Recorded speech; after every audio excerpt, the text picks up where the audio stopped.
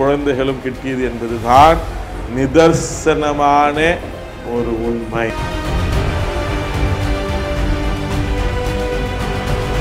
சரித்திர சாதனையை அவர் செய்து இன்றும் நமது மனதிலே வரலாற்றிலே தமிழன் என்று சொன்னால் அது ஆற்றலோ அல்லது தெய்வத்துடைய சுபீட்ச கடாட்சமோ கிடைக்கும் என்கின்ற உண்மையை அறிந்து அந்த மகானாகப்பட்டவரும் நான் சொல்கின்ற இந்த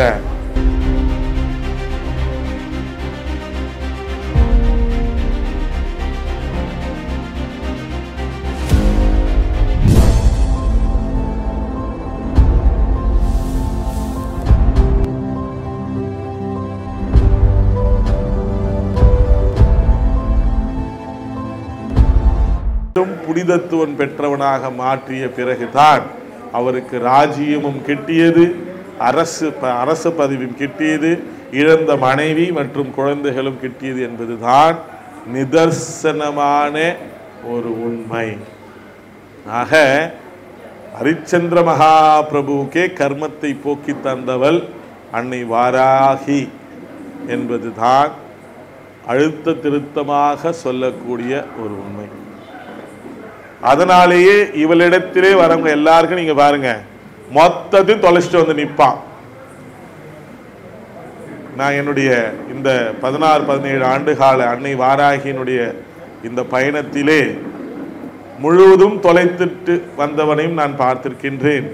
இன்று அவர்கள் பல கோடிக்கு அதிபதியாக இருப்பதையும் பார்த்து கொண்டிருக்கிறேன். இனி என் வாழ்வே முடிந்து விட்டது, நான் தற்கொலைக்கு செல்லவிருக்கின்றேன் என்று சொன்னவர்கள் கூட இன்று வாழ்வின் உச்சத்திலே வாழ்ந்து கொண்டிருக்கின்றார்கள்.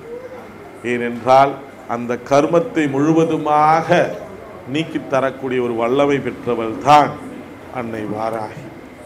நமக்கெல்லாம் வாராகின்னு சொன்ன உடனே அடுத்து இன்னொரு ஞாபகம் வரும், தஞ்சாவூர் பெரிய கோயில். உடனே அடுத்து எல்லாருக்கும் வாராகினா நம்ம தமிழ்நாட்டில் பொறுத்த வரைக்கும் தஞ்சை பெரிய கோவில், ராஜராஜ சோழன், இப்படி தான் எல்லாருமே சொல்லுவாங்க. ராஜராஜ சோழன் தான் நமக்கு வாராகி தமிழ்நாட்டு கூட்டு வந்தார். அவரு போய் ஒரு மனுஷன் போய் எங்கேருந்து கூட்டு வர முடியும்? அவரை பலப்படுத்துறதுக்காக கொண்டு வந்தார். அப்ப ராஜராஜ சோழனுக்கு வாராகி என்கின்ற அந்த தெய்வத்தை யார் உபதேசித்தது, யார் தீட்சை அளித்தது, எப்பொழுது யாராவது யோசிச்சிருக்கிறோமா? நிச்சயமாக அதையும் நாம் அறியாது இருப்போம். ஏன்னா ராஜராஜ சோழன் பொறுத்த வரைக்கும் லங்காலே ரொம்ப காலத்தை கழிச்சவர். அவருக்கு புத்த மதத்தின் மேல ரொம்ப பற்று, முழுவதுமாக அறிந்து தெரிந்தவர் புத்த மதத்தை. நீங்க அவருடைய புராணத்தை எடுத்து பார்த்தீங்கன்னா தெரியும், லங்கால தான் ரொம்ப காலங்கள் அவர் கழிச்சார். அத்தகைய ராஜராஜ சோழனுக்கு வாராகி என்கின்ற நாமத்தை எப்படி வந்துச்சு?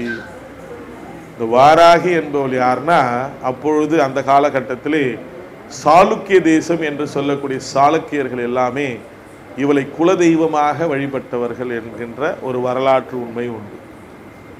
அவருடைய கொடியே பன்றி ரூபம் பெற்ற கொடிதான். அப்படி அந்த சாளுக்கிய தேசர்களிடத்திலிருந்து இவர் படையெடுத்து செல்கின்ற பொழுது இவருடைய பராக்கிரமத்தையும் இவருடைய சக்தியும் முழுவதுமாக அறிந்து தெரிந்து அப்பொழுது ஏற்பட்ட இராஜாங்க குழப்பத்திலிருந்து தன் மனமும் ஸ்திரத்தன்மையும் கொண்ட தேசமாக மாற்ற வேண்டும் என்று அவர் தீர்மானிச்சு என்ன பண்றாருன்னா, ஏன்னா அவருக்கு தமிழ் பற்றும் ஜாஸ்தி, அதீத சிவபக்தர். அப்படி அந்த அதீத சிவபக்தியின் பால் ஈர்க்கப்பட்டு நமது தென்னகத்திலே உள்ள களக்காடு என்று சொல்லக்கூடிய அந்த பிராந்தியத்திலே சென்று அகத்திய பெருமான் வாழ்ந்த அந்த தேசம் பொதிகை மலை சாரல், அதனுடைய காடு மலை தேசங்கள் எல்லாம் களக்காடு என்று சொல்வோம். அந்த களக்காட்டிலே சென்று தவ வாழ்க்கை ஏற்றுகின்றார். இவ்விடத்தில்தான் அவருக்கு வாராகி என்கின்ற தெய்வம் அசிரியாகவும் ரூபஸ்வரூபமாகவும் காட்சி அளித்து அவருக்கு அவள் ஆட்கொண்டாள், அவரையே அவள் ஆட்கொண்டாள் என்பதுதான் இங்கே நம்ம சொல்ல வேண்டிய உண்மை. அழைச்சிட்டு போனால் கிடையாது, அவரையே அவள் ஆட்கொண்டாள். அந்த சக்தியினாலேயே எந்த ஒரு தமிழ் மன்னனும் செய்ய முடியாத சரித்திர சாதனையை அவர் செய்து இன்றும் நமது மனதிலே வரலாற்றிலே தமிழன் என்று சொன்னால் அது ராஜராஜ சோழன் என்ற முதல் வாக்கியத்திலே வந்து சொல்லக்கூடிய பெருமையை தரக்கூடிய அந்த பாக்கியத்தை அன்னை ஏற்படுத்தி கொடுத்தாள். உலகம் முழுவதும் அவன் பராக்கிரமத்தை அவள் அறிய செய்தாள். இதில் ஒரு உண்மை ரகசியம் என்னவென்றால், எங்கெல்லாம் ராஜராஜ சோழன் படையெடுத்து சென்றானோ அவ்விடத்திலெல்லாம் அன்னையினுடைய அந்த யந்திர ரூபத்தை பிரதிஷ்டை செய்துவிட்டே செல்வானாம். இதுதான் அவனுடைய ஒரு வழக்கமாகவே இருந்தது. ஆதலாலேயே அவன் அமைத்த அந்த தேசத்தை அடுத்து அவனுடைய மகன் ஆண்டு பிற்காலத்திலே தான் அந்த சாம்ராஜ்யம் அழிந்ததாக சரித்திரம் சொல்கின்றது. அவர்கள் இருக்கும் வரை எவராலும் அந்த பிராந்தியத்துக்குள்ளே நுழைய கூட முடியாத அளவிற்கு சக்தி படைத்தவர்களாக இருந்தார்கள். இவரை காத்ததும் அன்னையே, இவரை கவர்ந்ததும் அன்னையே, அவரை ஆட்கொண்டதும் அன்னையே.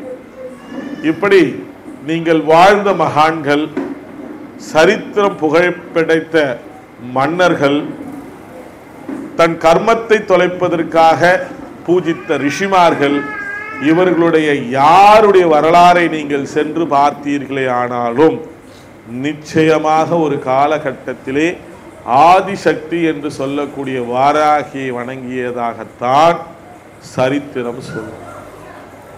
இதை காண்பவர்களும் சரி, அன்னையை பற்றி உபாசிப்பவர்களும் சரி, அன்னையை பற்றி தேடலில் இருப்பவர்களும் சரி, நீங்கள் சென்று ஆராய்ந்து பாருங்கள். நான் சொல்லக்கூடிய உண்மை தெரியும். வாராகி என்றால் ஏதோ தமிழ்நாட்டில் தஞ்சை மாநகரில் இருக்கக்கூடிய ஆலயத்தில் மட்டும்தான் இருக்கின்றாள், உத்தரகோசை மங்கையில் மட்டும்தான் இருக்கின்றாள் என்று நீங்கள் நிறுத்தி கொண்டிருக்கிறீர்கள். நீங்கள் நேபாள தேசத்திற்கு சென்றீர்களேயானால் எத்தெருவில் திரும்பினாலும் அந்த தெருவிற்கு நாமம் வாராகி என்று இருக்கும். வராகி, வாராகி, நீல் வாராகி, வஜ்ர வாராகி என்ற நாமத்தோடு தான் இவள் அங்கே அழைக்கப்படுவார். அவ்விடத்திலே நேபாள தேசத்திலே பொகாரா என்று ஒரு இடம் உள்ளது. போக்ரா என்று சொல்வார்கள். அவ்விடத்திலே ஒரு ஏரிக்கடையின் மத்தியிலே தால் வாராகி என்கின்ற நாமத்தோடு அன்னை அதீத சக்தி படைத்தவளாக, அத்துணை ஞானத்தையும் அளிக்கக்கூடிய வல்லமை பெற்றவளாக அங்கிருந்து அருள்பாலித்துக் கொண்டிருக்கின்றார். ஒரு காலகட்டத்திலே மகானாகப்பட்டவர், ஏனென்றால் இது நாம் ஒரு சிலதிலே எல்லாம் நாமத்தை உச்சரிக்க கூடாது.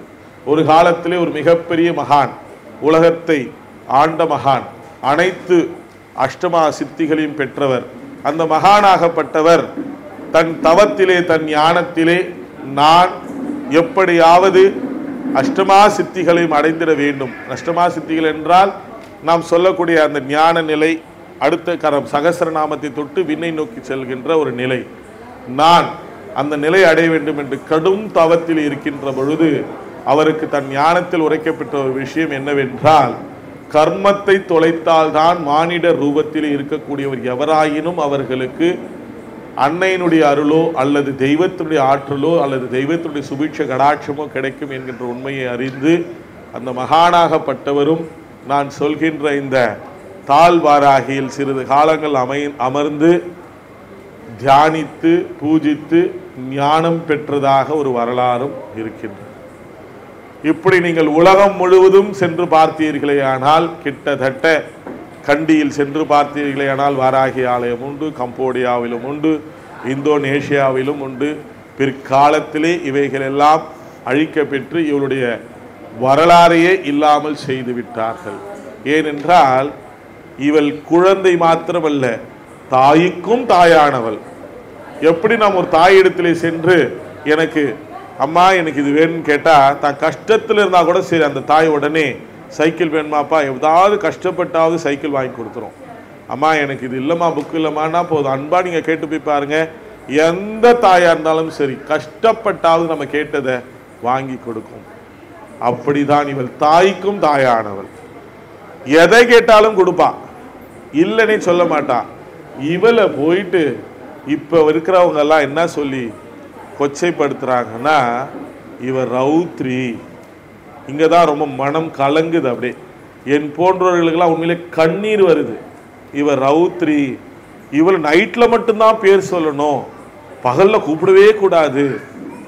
என்னவோ இவங்க தான் போயிட்டு பக்கத்து வீட்டில் எட்டி பார்த்த மாதிரி சொல்லிட்டு இருக்கிறாங்க. அவள் பேரை தவிர நிச்சயமாக அவர்களுக்கு இன்னும் எப்படி வணங்கன்னு கூட தெரியுமானே தெரியல. மனசுக்கு உண்மையிலே ரொம்ப புண்படக்கூடிய வேதனை ஏற்படுகிறது. ஏனென்றால் நீங்கள் கொஞ்சம் யோசித்து பாருங்களேன், நம்ம முன்னோர்கள் தான் நமக்கு ஒரு விஷயம் சொல்லியிருக்காங்க. என்ன? தேவர்களும் தேவதைகளும் அமுதுண்டவர்கள். இவங்களுக்கு இரவு பகலே கிடையாது. நல்லா அண்டர்லைன் பண்ணிக்கங்க. இவர்களுக்கு இரவு பகலே கிடையாது. நமக்கு 365 நாள்னா இவங்களுக்கு ஒரு நாள். இதெல்லாம் யார் சொன்னது? செவி வழியா, கதை வழியா, நாடக வழியா, புராண வழியா, தொன்று தொட்டு இதை தானே நமக்கு சொல்லி கொடுத்து வளர்க்குறாங்க. அப்போ இதெல்லாம் சொல்லிட்டு எங்கேருந்து வந்துச்சு கடவுளுக்கு இரவு பகல்னு? சரி, இரவு பகல் வந்துச்சுன்னு கூட ஒத்துக்கலாம்.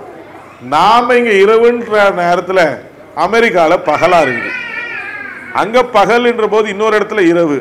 ரெண்டும் கலந்த நேரத்தில் இன்னொரு இடத்துல அப்போதான் சூரியன் உதிக்குது. அப்போ இந்த சூரியன் இரவு பகல் என்பது மனிதர்களுக்கு ஓய்வுக்கும் உழைப்பிற்கும் நடுவில் கொடுத்த ஒரு இடைவெளி தானே ஒழிய கடவுளுக்கு ஏது இரவு பகல்?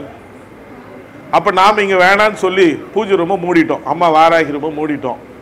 அமெரிக்காவில் ஒரு அதீதமான வாராகி பக்தர். அப்போ தான் சூரியன் உதிக்குது. டங்கு டங்கு டங்குன்னு பெல் அடிக்கிறார்.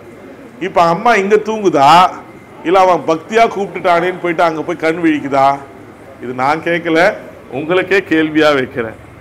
ஆக இரவில் மட்டுமே வணங்கக்கூடிய ரௌத்ரி என்று நீங்கள் நினைத்தீர்களே, ஆனால் இந்த கேள்வியை உங்களுடைய பகுத்தறிவுக்கே விட்டு விடுகின்றேன். நினைத்து பாருங்கள். அப்போ இங்கே இரவில் அம்மா தூங்க வச்சிட்டோம். அமெரிக்காவில் ஒரு பக்தன் அழைக்கிறான்னா அப்போ போகாமல் இங்கே தூங்கிட்டே இருப்பாளா? யோசிக்கணுமா இல்லையா?